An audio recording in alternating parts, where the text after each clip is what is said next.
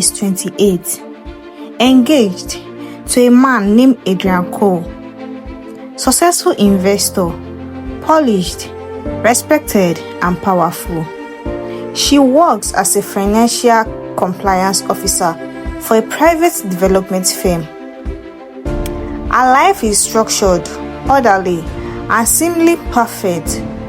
On paper, she has everything: a rising career, a fiancé admired by everyone, and a reputation for precision and intelligence. But one Thursday night in Port Harcourt, everything changes. Elara is returning from a late audit meeting.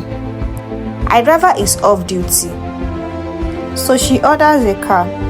The car never arrives. Instead, a black SUV pulls up beside her. A hand grabs her.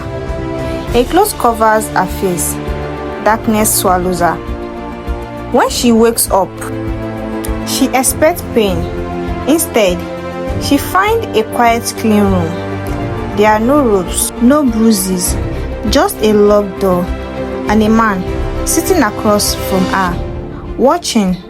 He looks calm, controlled, and entirely composed. "Are you going to hurt me?" she later asked. But the man answers directly, "No." He introduces himself as Kade, though he does not explain why she is there, only that if she had not been captured, she would be dead. The audit she's working on is not routine.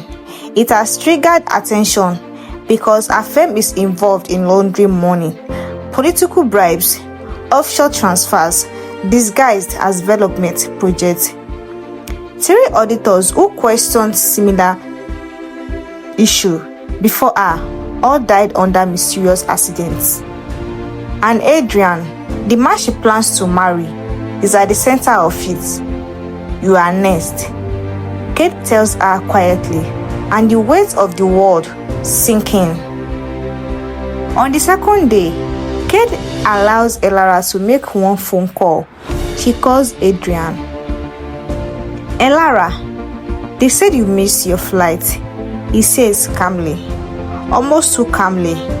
"I was taken," she whispers. "Someone kidnapped me." A silence stretches across the line. Then Adrian says, "Are you sure you are not overreacting?" He instructs her not to answer questions about the audit. Then, Kade collects the phone from her. "If she finds out about the offshore account, remove her," Adrian said quietly over the phone.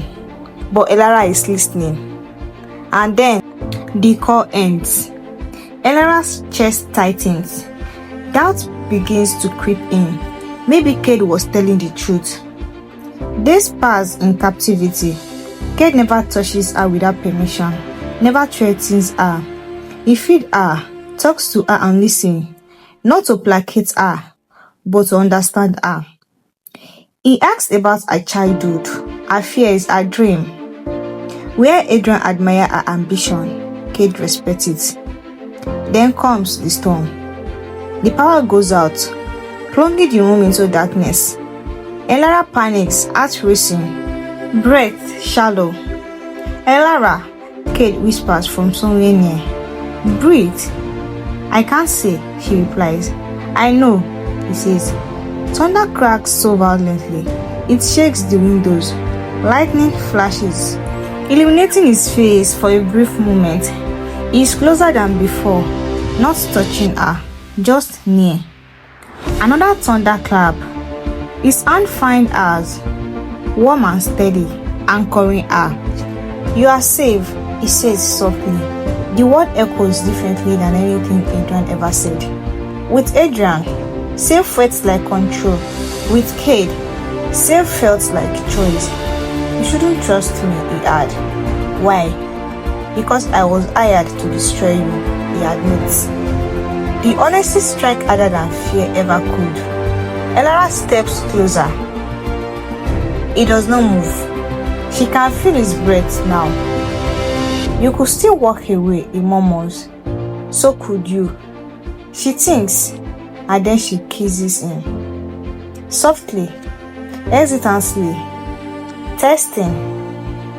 Kade freezes for a moment, like he is giving her space to regret it. She doesn't. His hand rises slower to her jaw, carefully, almost asking permission. When he kisses her back, it is not hunger, it is restraint breaking. The storm rages outside, but inside, the room feels steady. When they pull apart, his forehead rests lightly against hers. "You don't know what I am," he says. "I know what you are not." Elara would whisper, "If she could speak." Soon, danger returns. Adra's people find their location. Gunfire tears through the escape vehicle. Glass shatters. Metal screams. Kade shields her instinctively, without hesitation. In that instant, everything changes.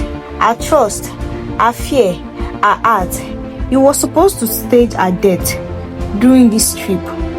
But when he reviewed her audit files, he realized she was innocent. She was just doing her job. Then comes the second revelation. Kade is Adrian's half-brother. Hidden, estranged, used when convenient, discarded when necessary. Protecting Elara was not just morality, it was revenge. At first, Kade admitted, "You were leverage." The words hit harder than the kidnapping ever did. At first, Elara thinks.